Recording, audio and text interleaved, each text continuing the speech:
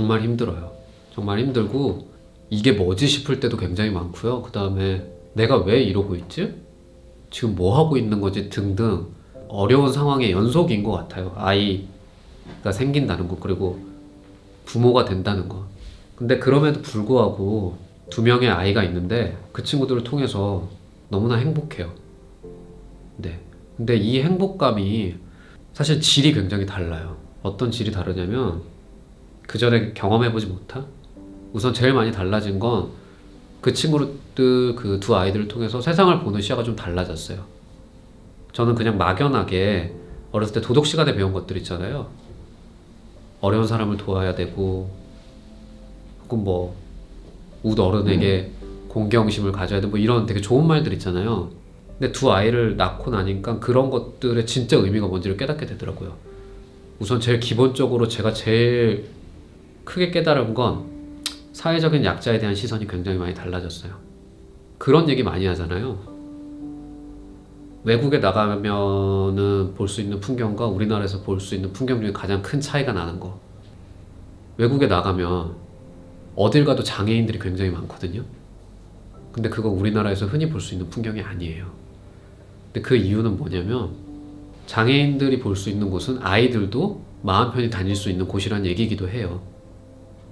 그곳은 휠체어가 다닐 수 있는 곳은 유모차가 다닐 수 있는 곳이고. 근데 다 이 모든 것들은 어떤 사회적인 약자에 대한 시선이 어디에 놓여 있는가에 대한 차이인 것 같거든요. 근데 제가 아이를 낳지 않았다면 이런 견해를 얘기할 수도 없었을 거고, 내가 어떤 시선에서 사회적인 약자를 바라봐야 되는지 몰랐을 것 같아요. 저는 이게 가장 큰 차이라고 생각을 해요. 근데 그것만으로도 제가 제 2 아이를 통해서 알게 된 것 중에 제가 행복함에 있어서 가장 크게 달라진 거라고 생각을 해요.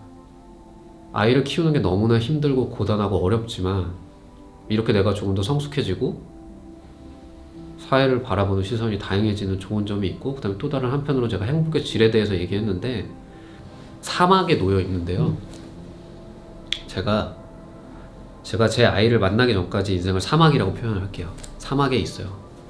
사막에 있다 보면 가끔 오아시스가 있겠죠.